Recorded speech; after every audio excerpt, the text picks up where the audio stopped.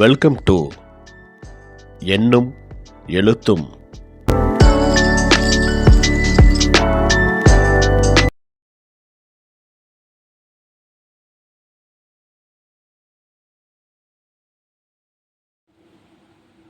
ஆசிரியர்கள், பெற்றோர்கள் அனைவருக்கும் வணக்கம்.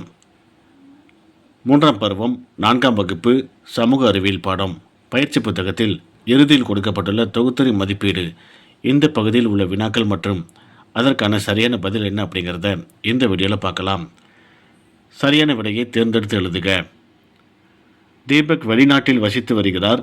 அவர் வசிக்கும் நாட்டில் தமிழ் ஓர் அலுவலக மொழியாக உள்ளது எனில் அவர் வசிக்கும் நாடு எது? சிங்கப்பூர். மணி வெளிநாட்டு பணத்தால் ஒன்றில் தமிழ் மொழி இடம்பெற்றிருப்பதை பார்த்தான் எனில் அது எந்த நாட்டை சேர்ந்த பணத்தால்? இலங்கை. சுபா சிங்கப்பூர் சென்றிருந்த போது கீழ்காண்பவற்றுள் எந்த இடத்தை பார்வையிட்டிருப்பாள்? ஜொகூர் பாலம். பவித்ரா இலங்கை சென்றிருந்த போது கோவிலுக்கு சென்றால் அவள் கண்டுகளித்த கோவில் எது? கோணேஸ்வரம் கோவில். சிங்கப்பூரில் தமிழர்களின் கடின உழைப்பின் அடையாளமாக உருவாக்கப்பட்டவைகளுள் ஒன்று புனித ஆண்ட்ரூ கத்தீட்ரல். கோடிட்ட இடங்களை நிரப்புக. மலேசியாவிற்கும் தமிழ்நாட்டிற்குமான போக்குவரத்து பற்றி எழுதிய சீன பயணி இட்சிங். மொரீசியஸில் தமிழர்களால் கட்டப்பட்ட வரலாற்று நினைவு சின்னம், அஞ்சல் அருங்காட்சியகம். வாழ்வதற்கேற்ற பகுதியாக தமிழர்களால் மாற்றப்பட்ட தீவு, ரீயூனியன். மலேசியாவில் கொண்டாடப்படும் இந்து பண்டிகைகளில் ஒன்று தைப்பூசம். உலக தமிழ் மாநாடு 3 முறை நடைபெற்ற நாடு மலேசியா. பொறுத்துக. தென்னிந்தியாவின் மான்செஸ்டர், கோயம்புத்தூர். மலைகளின் ராணி, ஊட்டி. தென்னிந்தியாவின் ஸ்பா, குற்றாலம். ஏலக்காய் நகரம், போடிநாயக்கனூர். தொழில் நகரம், ஓசூர். சரி அல்லது தவறு என எழுதுக. குழந்தைகளை தகாத முறையில் தொடும் நபர்களை தண்டிக்க சட்டங்கள் உள்ளன. சரி. குழந்தைகள் வேலைக்கு செல்ல மறுப்பது பங்கேற்பதற்கான உரிமையாகும். தவறு. குழந்தைகளுக்கு உதவி எண் 1098 ஆகும். சரி. குழந்தைகள் அனைத்து சூழ்நிலைகளிலும் பாதுகாக்கப்பட வேண்டியவர்கள் ஆவர். சரி. 18 வயதிற்குட்பட்ட அனைத்து குழந்தைகளுக்கும் பள்ளிக்கு செல்வதற்கான உரிமை உள்ளது. தவறு. வேறுபட்ட ஒன்றினை வட்டமிடுக. தலைமை செயலகம் புனித ஜார்ஜ் கோட்டை, சென்னை உதகமண்டலம். இதில் உதகமண்டலம் இதான் வேறுபட்டிருக்குது, அதை வட்டம் போட்டுக்கலாம். 2வதுக்கு ஆரோவில், 3வதுக்கு முத்து நகரம், 4வது ஆடை தயாரிப்பு, 5வது செஞ்சிக்கோட்டை. குறிப்புகளுக்கு தொடர்புடைய குழந்தைகளுக்கான உரிமைகளை எழுதுக. வாழ்க்கை திறன்களை வளர்த்தல், பள்ளி செல்லுதல், வளர்ச்சிக்கான உரிமை. பாதுகாப்பான சூழலை பெறுதல், தவறான தொடுதலை தடுத்தல், பாதுகாப்பு உரிமை. தடுப்பூசி போடுதல், தரமான உணவினை பெறுதல், உயிர் வாழ்வதற்கான உரிமை. கருத்துக்களை பகிர்தல், நிகழ்ச்சிகளில் பங்கேற்றல், பங்கேற்பதற்கான உரிமை. குழந்தைகள் உதவி எண் 2 கொடுத்துருக்காங்க, இது வளர்ச்சிக்கான உரிமை. பத்தியை படித்து விடையளி அப்படின்ட்டு ஒரு பத்தி ஒன்று கொடுத்துருக்காங்க. இந்த பத்தியை குழந்தைகளை வாசிக்க சொல்லுங்கள். இதிலிருந்து கீழே கேட்கப்பட்டுள்ள அந்த கேள்விகளுக்கு பதிலை குழந்தைகள்கிட்டயே கேளுங்க, அவங்களே சரியானதை கண்டுபிடிச்சு சொல்லுவாங்க.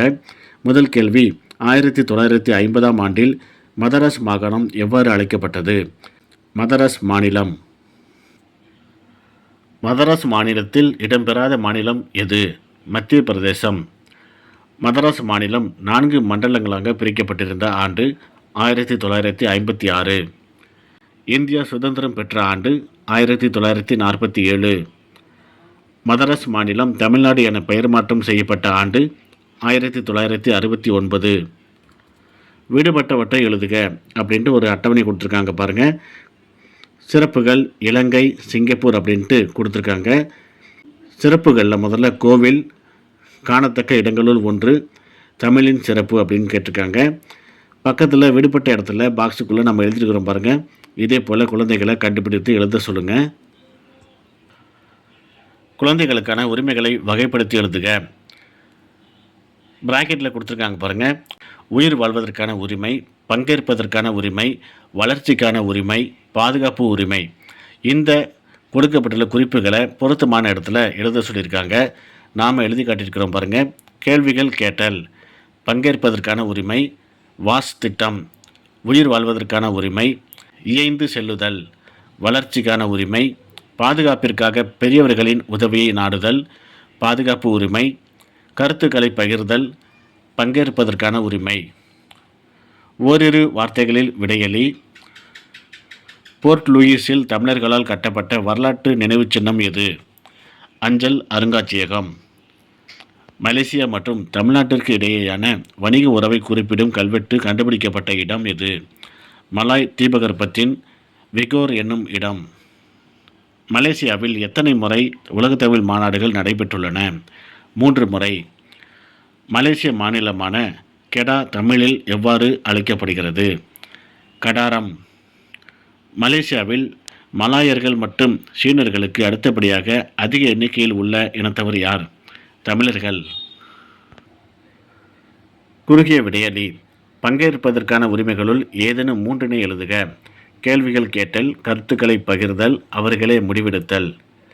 உங்கள் பள்ளியில் நீங்கள் பெறும் உயிர் வாழ்வதற்கான உரிமைகளுள் ஏதேனும் 2 எழுதுக. தரமான உணவு, சுத்தமான குடிநீர். விரிவான விடையளி. தமிழ்நாட்டில் நீ சுற்றுலா செல்ல விரும்பும் ஏதேனும் 2 இடங்கள் மற்றும் அவற்றின் சிறப்புகளை எழுதுக. 1. ஊட்டி. மலைகளின் ராணி என்று அழைக்கப்படும் ஊட்டி உதகமண்டலம், மதராஸ் மாகாணத்தின் கோடைகால தலைநகரமாக ஊட்டி இருந்தது. ஜவ்வாது மலை. இந்த மலையில் வைனுபாப்பு வானியல் ஆய்வுக்கூடம் உள்ளது. இது காவலூரில் அமைந்துள்ளது. இது ஆசியாவிலேயே மிகப்பெரிய ஆய்வகம் ஆகும். இந்த பகுதியை ஒரு மாடலுக்காக நான் எழுதி காட்டியிருக்கிறேன். குழந்தைகளுக்கு நீங்கள் வேறு பகுதி, வேறு சுற்றுலா தலங்களை பற்றியும் இந்த இடத்துல எழுத சொல்லலாம்.